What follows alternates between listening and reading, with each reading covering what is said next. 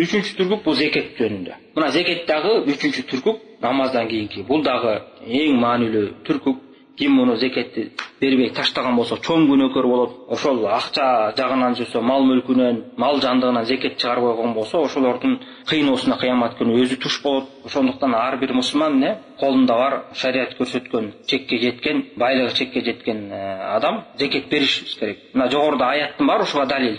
Бул биздин өтүп аткан хадисибиз өзү далил, жана намазга байланыштуу аяттарды окуп кеттик кээ бирөөсүнө. Бул дагы мына зекеттин маанилүүлүгүнө өтө бир чоң далил. Анткени мына Алла Таала көп аЯттарда намаз окугула, зекет бергиле деп бирге алып келет да. Мунун зекеттин дагы маанилүүлүгү ушул жерден билсек болот. Анан эми зекет деген эмне? Ушу зекет деген өзү мисалы тазалоо деген сөз да. Тил жагынан караганда. Неме жагынан болсо, термин жагынан болсо, бул шариятта шарият чектеп койгон, көрсөтүп койгон мал мүлк бар. Акча жагынан алтын, күмүш акча, анан мал жандыктары, төө, уй, кой. Мына ушул нерселерден зекет чыгарылат. Жана акчага, алтын, күмүшкө, акчага жана товарлардагы бизнестеги болгон баардык товар түрү кирип кетет да. Мына ушул нерселерден зекет чыгарат. Биз зекет чыгарышыбыз керек.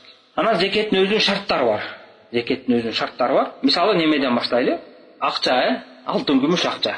Алтын, күмүш акча качан зекет чыгарылат? Эгерде кайсы бир адамдын колунда 85 грамм алтын же болбосо 595 грамм күмүш же болсо ошого экөөнө барабар болгон акчасы же товар болсо, бул зекеттин өлчөмүнө жетти деп эсептелинет. Эми муну ошол жана мындай акчага айлантып чыгарбаса болот да, болчол менен. Ушул өлчөмгө жеткен адамдын акчасы бул зекеттин өлчөмүнө жетти деп айта алабыз. Анан жеткенден кийин дагы бир экинчи шарты, ошол зекет ошол өзүнүн өлчөмүнө жеткенден кийин ошол өлчөмдөн кемибестен 1 жылча айланыш керек да. Мисалы бүгүн айтып коелу, мисалы мен колумда азыр бүгүн 85 грамм алтын болсо, ошол 85 грамм алтын кийинки жылга чейин кемибей ошондон туруш керек да, ошол өлчөмдө туруш керек. Анан ошондо зекет важип болот.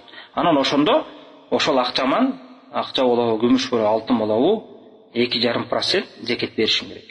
Мындайча айтканда 40тан 1. Ошол акчаны 40ка бөлөбүз, чыккан натыйжасы 2,5% болот. Көрүңүздөр, мына биринчи өлчөмгө жетиш керек, анан ошол өлчөмдөн кемибестен 1 жыл туруш керек. Эгерде мисалы айланып келип 1 жылга аз калган деле кемип калган болсо, бүтт анда зекет важип болбойт. Анда анткени ал өлчөмдөн кемип калды, анан кийинки өлчөм ошо өлчөмгө шарият көрсөткөн өлчөмгө толуп, анан айлангыча дагы күтүшүбүз керек да, бул акча жагынан.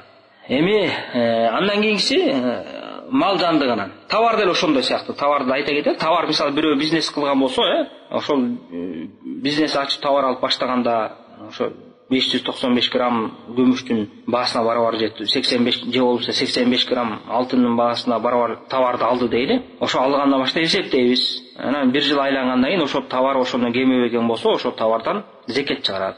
Акчалай чыгарат зекетти, товардын өзү менен эмес, акча менен зекет чыгарат. Анан ошондо кутулат Кудайым буйрса.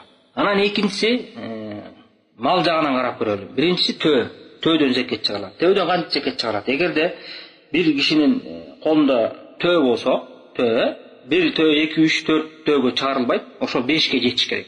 5тен 9га чейин бир кой чыгарат. Мисалы бүгүн айталы, бирөөнүн колунда 5 төө пайда болду. Ошол төө кийинки жылга чейин 5тен кемибеш керек да. 5тен кемибей турган болсо, ошого бир кой чыгарат. 5тен 9га чейин бир кой. Экинчиси 10го жеткен болсо, 10дон 14кө чейин 2 кой. Бул дагы 1 жыл айланып кемибеш керек.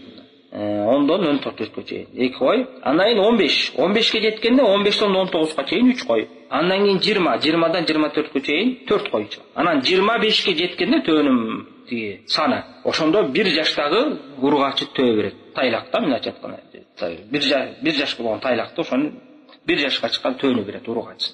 Анан ошондуп дагы уланып кете берет, өзүнүн өлчөмдөрү бар. Андан кийинкиси мына уй. Уй качан зекет берилет? Уйга 30га жетмейинче уйдан зекет берилбейт. 30га жетип, анан ошо 1 жыл айланып туруш керек. 1 жыл айланып келатканда кемип калса, анда берилбейт. Мисалы, бүгүн бирөөдө 30 уй пайда болду дейли. Анан ошол 1 жыл айланып, ошол 30тан кемибей туруш керек.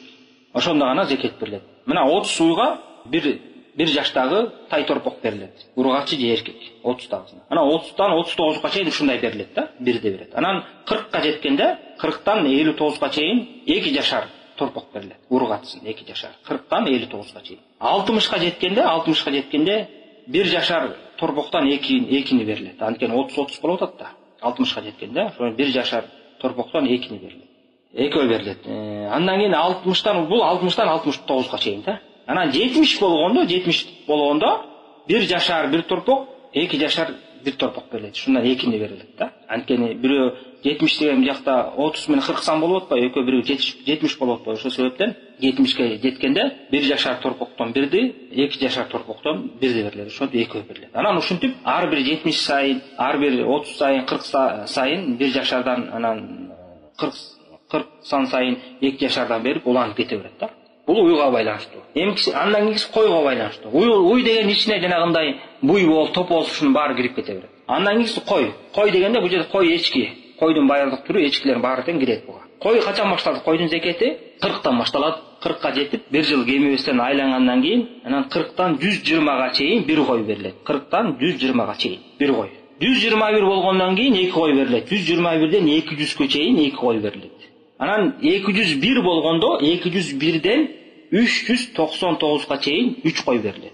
Анан 400 болгондо 4 кой берилет. Анан ошентип 400дөн 499га чейин 4 кой, анан 500 болгондо 5 кой. Анан ошентип ар бир 100тө бирден кой болуп кете берет да. 500тө 5 кой, 600тө 6 кой, 700тө 7 кой, 800тө 8 койдо ушинтип уланып кете берет. Мына ушул малдын зекети кыскача ушундай. Анан дагы бул мал жандыктарына байланыштуу дагы бир шарты бар, эң негизги шарттардын бири. Ушул багылып аткан малдар жанагындай тукум алуу, тукум көбөйтүлүү максатта багылып, анан 6 айдан көбүн талаада оттош керек да. Эгерде 6 айдан көбүн талаада оттобой жанагындай колду карап, үй шартында баккандар бар да, такай сатып берет, же болбосо өзү айдап, эгинди чөп тегип, анан ошону чаап, жыйнап берет да. Мундайларга да зекет берилбейт. Мунун бир шарты ошол 6 айдан көп талаада өзлөрү оттоп, өзлөрүнүн жанын баккыдай болуш керек, мисалы кайтарып. Эгерде тескерисинче 6 айдан көбүн алар талаада оттобой, колду карап, колдон жеп калган болсо, анда мындай буга да зекет берилбейт. Мына бул эң негизги шарттарынан бири. Ушуну жакшы көңүл буруш керек. Анткени мындай азыр ушундай шартта колдо баккандар көп да, жайларда күздө эле ушу сатып берип алып келип беришет. Анан ошолордун багып аткан көбүнчө койлору мисалы зекетке жетип калган болсо, демек ал зекет бербейт. Балким ошол багып аткан койлорду же малдарды бизнес катары багып атышыптыр. Анда ал бизнес катары берет да, ошо мал мүлк катары, мал жандык катары бербейт, бизнес катары. Жана акча чыгарып аткандай кылып чыгарат да, ошолордун баасын акчага айлантырып туруп, анан алтын күмүш чыгарып аткандай зекет кылып чыгарат. Жана ошондой эле зекет чыгарып атканда ошо орточо малды чыгарат. Өтө жакшы ошо малдын ээсине жагымдуу болгон малды алып ошо чыгарган болбойт. Бул шариятта тыйып салынат. Орто малынан гана зекет берилет. Мына бул дагы негизги маселелерден. Анан дагы бир маселе бар. Мисалы, зекет мисалы бир адамдын байлыгы зекетке жетип, зекет берейин дейт, анан ошол эле убакта ал адамдын карызы бар да, бирөөгө карыз да.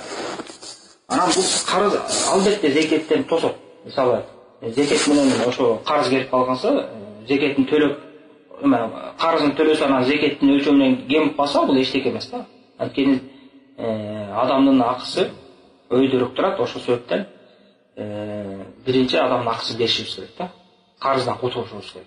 Бирок бул кайсы убакта болот? Бул ошол чын эле адам ошо карызынан кутулайын деп карызын берип аткан болсо да. Анан мисалы бир адам мал мүлкү зекетке жетти, карыз да бар да. Анан зекет чыгар десе, мен карызым бар деп койду. Анан бул карызы бар экен десең, ал карызын төлөбөй эле жүрөт да. Мындай адам күнөөкөр болот. Же карызыңды берип кутулуп төлөп, же болбосо зекетин чыгар деп талап кылыш керек мында. Карызыңды төлөбөсөң, анда зекет чыгар анда ошол мал мүлкүң. Же болбосо карызыңды төлө. Карызыңды төлөсөң, анда зекетиң кемип калат, анан кийин толукталып дагы бир айланганча күтөбүз дейт. Же зекетти да бербей, карызды да бербей жүрө берген, бул туура эмес. Бул ката. Анан ошондой эле дагы бир маселе бар. Мисалы, кээ бир адамдар мал жандыктан чогуу багышат да. Чогуу багышат. Дайыма коросу бир, чөп жегендери бир. Булар дагы ошо чогуу зекет чыгарат. Мисалы, бирөөнүн эки бир тууганы мисалы чогуу алып мал багышат. Бирөөнүн 20 кою бар, экинчи бир тууганын 20 кою бар да. Экөөнүн ортосунда 40 болуп атпайбы? Экөө биригип зекет чыгарат да. Ошондо бир койду мисалы жарымдан акчасын чыгарып бир кой чыгарышат. Чогуу өсүп аткандан кийин. Бул ушундай маселе. Анткени койлордун ошо чогуу жүрүүсүнө карайт да, ар кимдин ошо эйлик кылганына карабайт. Койлор канча кой бир чогуу жүрсө, ошого карап зекет чыгарылат. Анан дагы бир маселе, ошо зекеттен качып малдарды бири-бирине кошуп, же болбосо малды бири-биринен ажыраткан болбойт. Мисалы, эки адамдын 40-тан қойы бар дейді, 40-тан. Ар бири чыгаса, ар бири бирден чыгарып калат зекетти. Бирок экөө кошуп койсо 80 болуп калат. Биз башында айттык 40-тан 121 чейин бир кой чыгарат. Анан зекеттен качуу максатында келе экөөбүз кошо калалы деп кошкон болбойт да. Бул күнөө болот да, туура эмес дагы. Бир эле кой чыгара алады. Ошондой эле ажыратканда болбойт. Зекеттен качуу максатында ажыратканда болбойт да. Экиден чыгарып калат экен, 2 кой чыгарып калат экенбиз деп бир кошуп жүргөн болсок, 2ден кой чыгарып калат экенбиз, кой бирден эле чыгара алды деп ажыраткан болот. Мисалы жанагындай жоксо чыгарбай коё депчи. Мен айтпадым, бирөөлөрдүн 2-1 туугандын мисалы 20дан кой бар депчи. Анан кой экөөбүз кошуп койсок 40ка жетип калат экен, зекеттин убагы келгиче ажыратып 20-20 кылып коелу, чыгарбай калалы деп качкан да болду. Бул да күнөө болот, ошого карабастан ага чыгарат. Ошондой. Анан дагы бир маселе калып калыптыр жана зекет боюнча. Эгерде бир жетим баланын же жаш баланын же оорукчан же жиндинин да акчасы болсо, зекетке жеткен. Ошондон да зекет чыгарылат да. Мисалы бир жетим калып калды дейли, атасы өлүп калды, бирок атасы мурас кылып аркасынан көп акча таштап, ошол жетим бала байлардын катарына кирип калды. Акчасы дагы немеге жетти, зекетке. Анан ошонун акчасы зекетке жетип бир жыл айлангандан кийин ошол баланын акчасынан дагы зекет чыгарыш керек да. Анткени бул зекет бул ошол баланын өзүнө байланган эмес, акчанын өзүнө, акчага байланган да, ошол себептен зекет чыгарылат. Ошондой эле акыл эси жоготкон жинди адамдын дагы мал мүлкүнөн зекет чыгарылат. Бул зекетке байланыштуу маселе. Мына негизги кыскача маселелер ошо болду.